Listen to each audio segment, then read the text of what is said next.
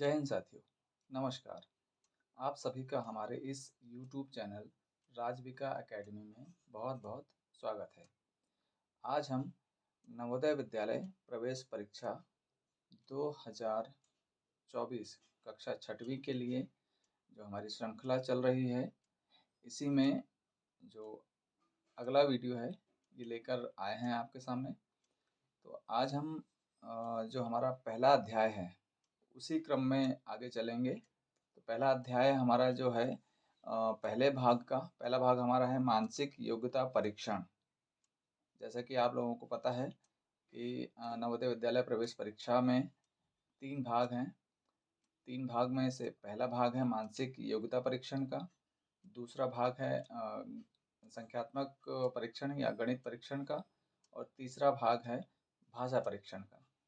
तो इन तीनों भाग में से हम अभी पहले भाग में चल रहे हैं। पहला भाग है मानसिक योग्यता परीक्षण। इसमें कुल 50 अंकों का प्रश्न पत्र होगा, जिसमें 40 प्रश्न होंगे। ठीक है, इसमें हमने पिछले वीडियो में कुछ सवाल देखे थे। उसी श्रृंखला को आगे बढ़ाते हुए हम आज पुनः कुछ और सवाल देखेंगे। तो इन सवालों को आगे देखने से पहले हमें कुछ जानना है। जैसे कि आप पिछले वीडियो में जान चुके हैं कि हम जो पहला भाग है मानसिक योग्यता परीक्षण, इसका पहला अध्याय कर रहे हैं असंगत को अलग करना। असंगत को अलग करना अर्थात हमें 4 ऑप्शन दिए रहेंगे प्रश्न में। उस प्रश्न में हमें ऐसे चित्र को या ऐसे समूह को अलग करना है जो अन्य 3 से अलग हो, और जो अलग होगा वही उसका उत्तर होगा। तो आगे हम चले, इससे पहले असंगत को अलग करना, इससे संबंधित कुछ बातें यहाँ पर हम देख लेते हैं। तो आइए जल्दी से देखते हैं। मानसिक योग्यता परीक्षण में असंगत को अलग करना, इनसे संबंधित यदि हम सवाल कर रहे हैं तो हमें कुछ बातों का ध्यान रखना होगा।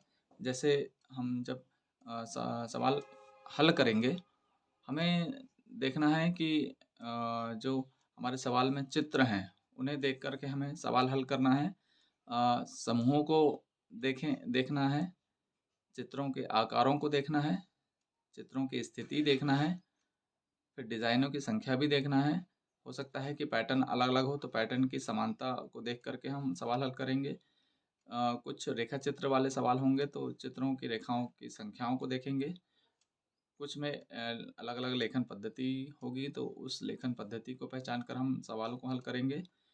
कुछ में चित्रों के अंदर चित्र बनाए गए होंगे, तो हमें मुख्य चित्र और अंदर के चित्रों को के बीच में जो संबंध है उसको देखना है और उसके आधार पे हमें सवाल हल करना है।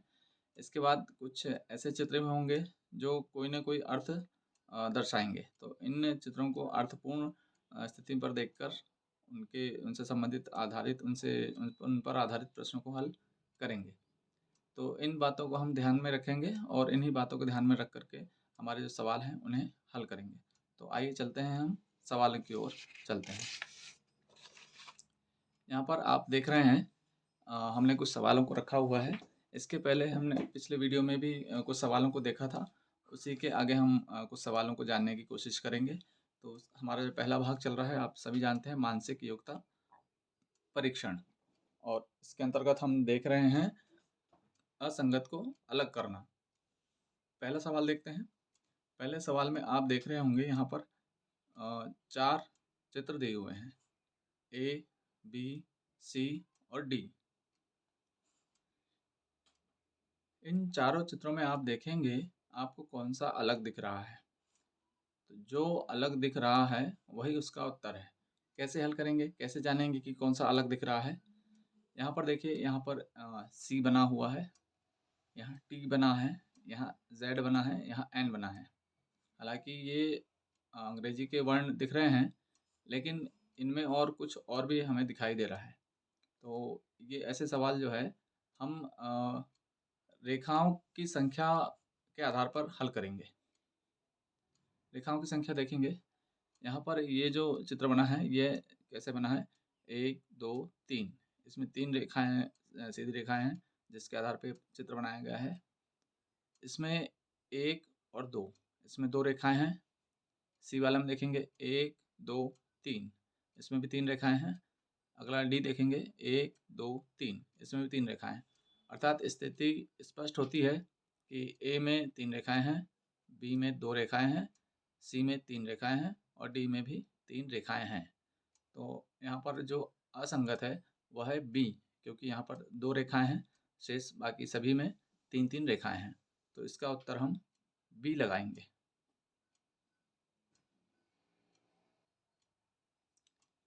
अगला जो सवाल है, यहाँ पर आप देख रहे हैं, यहाँ भी 4 चित्र बनाए गए हैं, ए, बी, सी और डी। चारों चित्र कुछ-कुछ डिज़ाइन में अलग-अलग हैं, लेकिन ये एक समूह का निर्माण करते हैं। आप समूह में देखेंगे, यहाँ पर एक वृत्त के 4 भाग किए हुए हैं, जिसमें से एक भाग को अलग रंग दिया गया है, अलग रंगा गया है। उसी प्रकार बी में एक वर्गाकार स्थिति है, उसे भी 4 भाग करके अलग-अलग 2 भागों को रंग में रंग दिया गया है। सी में आप देखेंगे, यहाँ पर एक कैप्सूल जैसा आपको चित्र दिख रहा है, इसके भी 4 भाग किए गए हैं और इसके एक भाग को रंगा गया है। डी में आप देखेंगे, इसमें भी ये एक कड़ा कैप्सूल जैसा दिख रहा है आपको ये चित्र, इसे भी 4 भाग किया गया है और इसके एक भाग को रंग दिया गया है। इन चारों की स्थिति हम देखेंगे तो आप पाएंगे कि इसमें ए, सी और डी, इसमें मात्र एक भाग को रंगा गया है, जबकि बी वाले भाग को देखेंगे, बी वाले चित्र को देखेंगे तो इसमें 2 भाग को रंगा गया है। अर्थात यहाँ पर स्थिति स्पष्ट होती है। यदि ये वीडियो हमारे विद्यार्थी देख रहे हैं तो वे समझेंगे कि इस प्रकार के सवाल को कैसे हल करना है। यहाँ पर आप देखिए, इन तीनों में समानता है, जबकि बी वाला जो है इन दोनों से अलग है, क्योंकि यहाँ पर इसके 2 भाग रंगे गए हैं और शेष में एक-एक भाग रंगे गए हैं। तो इसका उत्तर हम क्या लगाएंगे? इसका उत्तर भी हम बी लगाएंगे। अगले प्रश्न पर चलते हैं। तो अगला प्रश्न है, तीसरा प्रश्न। इसमें आप देख रहे हैं 4 बॉक्स हैं, चारों में कुछ लिखा हुआ है। ये ऐसे चित्र लेखन पद्धति को हम पहचान कर हल करेंगे। तो पहले में ए में लिखा है कुत्ता, बी में लिखा है गाय, सी में लिखा है बिल्ली और डी में लिखा है भेड़िया। इसे कैसे हल करेंगे? यदि इसको हम देखें तो ये चारों ही कोई ना कोई जानवर के नाम हैं। कुत्ता भी एक जानवर है, गाय भी एक जानवर है, बिल्ली भी एक जानवर है, भेड़िया भी एक जानवर है। इसे हम देखेंगे कैसे इसको हल करेंगे। इसका हम आपस में समूह बनाएंगे, आपस में एक दूसरे से इनका संबंध जानने की कोशिश करेंगे। तो संबंध यदि हम देखें तो इसको हम ऐसे देख सकते हैं कि कुत्ता एक पालतू जानवर है, गाय भी एक पालतू जानवर है, बिल्ली भी हम घरों में पालते हैं, अर्थात यह भी पालतू जानवर है। लेकिन भेड़िया जो है यह जनरली पालतू जानवर नहीं है, ये एक जंगली जानवर है। तो भेड़िया जो है इन तीनों से अलग है, तो इसका उत्तर हम भेड़िया लगाएंगे। कुछ बच्चे यहाँ पर कंफ्यूज भी हो सकते हैं, उनका मानना ये हो सकता है कि कुत्ता मांसाहारी जानवर है, बिल्ली भी मांसाहारी जानवर है, भेड़िया भी मांसाहारी जानवर है, लेकिन गाय जो है शाकाहारी जानवर है। तो इस प्रकार से यदि सोचेंगे तो इसका उत्तर गाय आएगा, लेकिन हमें गाय नहीं लगाना है। यहाँ पर ध्यान देंगे आप, यदि गाय हम लगाएंगे शाकाहारी जानवर के रूप में, तो कुत्ता पूर्ण रूप से मांसाहारी नहीं है, वह भी रोटी खाता है और इसको हम पूर्ण रूप से मांसाहारी नहीं मान सकते। बिल्ली भी हमारे घरों में रहती है, मांसाहारी जानवर ज़रूर है, लेकिन वह भी रोटी खाती है, तो वह शाकाहारी भी है और मांसाहारी भी है। तो यह तर्क ना लगाएं, हम तर्क यह लगाएं कि ये शेष जो कुत्ता, गाय, बिल्ली ये पालतू जानवर हैं और भेड़िया जो है वह जंगली जानवर है। इसलिए भेड़िया को हम इन तीनों समूह से अलग करते हैं। इसका उत्तर डी लगाएंगे। अगला प्रश्न है चौथा। यहाँ पर आप देखेंगे, यहाँ पर भी 4 चित्र हैं। पहले चित्र में पूरी का चित्र दिख रहा है, दूसरे में एक प्लेट दिखाई दे रही है, प्लेट का चित्र है, तीसरे में रोटी का चित्र बनाया गया है और चौथे में पराठा, ये पराठे का चित्र है। तो यहाँ पर आप देखेंगे चारों ही चित्रों में एक चित्र जो है वो अलग दिख रहा है। पहला चित्र है पूरी, पूरी हमारे आहार का हिस्सा है, तो पूरी खाने योग्य है। प्लेट, प्लेट हम खाते नहीं हैं, प्लेट में खाना खाते हैं। तो प्लेट पूरी और प्लेट में अंतर आ रहा है। अगला देखेंगे रोटी। तो रोटी भी हमारे खाने योग्य है, रोटी आहार है हमारा। तो रोटी प्लेट से अलग है, लेकिन पूरी के समकक्ष है। अगला है पराठा। तो पराठा भी हमारा आहार है, पराठा हम खाते हैं। तो इन चारों चित्रों को आप देखेंगे तो पूरी, रोटी और पराठा ये एक समूह बनाते हैं, जबकि प्लेट इन तीनों से अलग है। तो हमारा उत्तर जो है वह होगा प्लेट। अगला हम देखेंगे, अगला जो हमारा प्रश्न है वह है 5वां प्रश्न। इसमें आप देखिए कि इसमें जो है इसमें भी 4 चित्र आपको दिखाई दे रहे हैं।